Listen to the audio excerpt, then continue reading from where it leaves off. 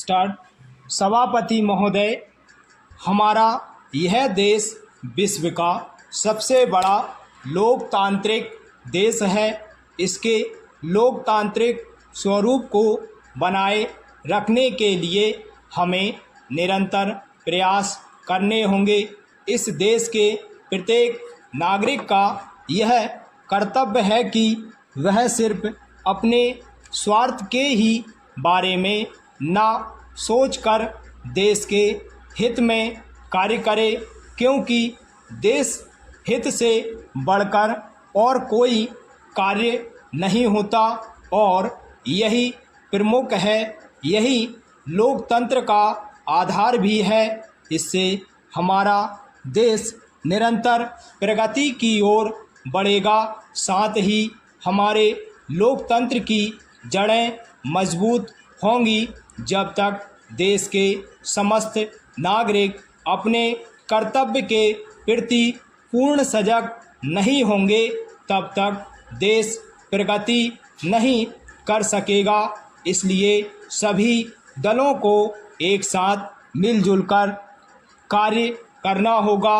इस संबंध में मेरा एक सुझाव यह भी है कि हमारे संसद सदस्यों को यह जिम्मेदारी स्वयं अपने ऊपर लेनी चाहिए।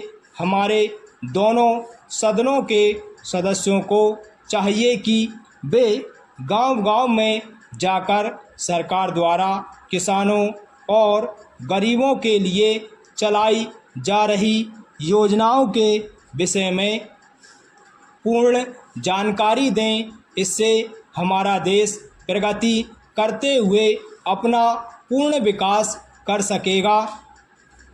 पैरा सभापति महोदय, मैं आपके माध्यम से यह अनुरोध करना चाहता हूं कि इस सदन में अनेक बार यह कहा गया है कि इस देश के सामने जो समस्याएं हैं उनको समाप्त करने के लिए सरकार द्वारा कोई गंभीर प्रयास नहीं किए गए हैं। सरकार द्वारा गंभीर प्रयास करने या न करने का प्रमाण किस प्रकार से दिया जा सकता है, यह बात मेरी समझ में नहीं आती।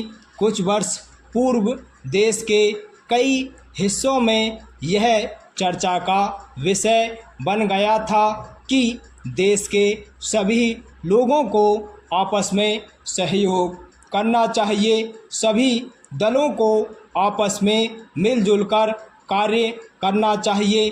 किंतु क्या वास्तव में ऐसा हो पाता है, इस पर विचार किया जा सकता है। महोदय, आज हमारे देश के विभिन्न राज्यों में पढ़े लिखे लोगों का प्रतिशत बढ़ता ही जा रहा है। यहाँ तक कि केरल में 100% साक्षरता है। अतः किसी भी दल के नेता को या इस सदन के सदस्य को आलोचना करने से पहले विभिन्न क्षेत्रों में जो प्रगति हुई है उसके बारे में सही जानकारी प्राप्त करके फिर अपनी बात रखनी चाहिए। आज सूचना प्रणाली में जो क्रांति हुई है उससे भारत का नाम संसार के देशों में ऊंचा हुआ है। दुनिया के विकसित देशों में हमारे अनुभवी और कुशल व्यक्ति कार्य कर रहे हैं और वहाँ के विकास में महत्वपूर्ण भूमिका निभा रहे हैं।